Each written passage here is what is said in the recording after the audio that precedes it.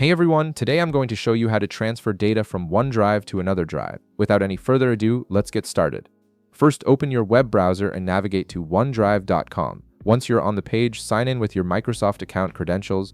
This will give you access to all your stored files and folders that you want to transfer. After signing in, wait a moment while the login process completes. You'll then be directed to your OneDrive dashboard where you can view and manage all your files. This is your central hub for everything stored in your OneDrive account. Now, on the left side of your screen, you'll see a navigation menu. Look for and click on the My Files option. This section displays a complete list of all the files and folders currently stored in your OneDrive. It's organized in a way that makes it easy to browse through your content and find exactly what you need to transfer.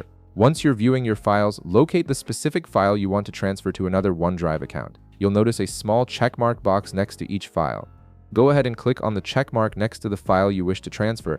This action selects the file and prepares it for sharing. You can select multiple files if needed by clicking on additional checkmarks. With your file selected, look for the Share button at the top of the page and click on it. This button is specifically designed for sharing content with other users and is the key to transferring your data to another OneDrive account. A Share window will now pop up on your screen. This is where you'll specify who should receive the file. In the recipient field, you have two options.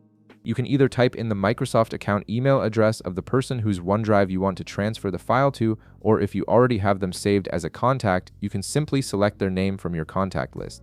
This flexibility makes it easy to share with anyone, whether they're a frequent collaborator or a new recipient. Once you've entered the email address or selected the contact, click on the Send button.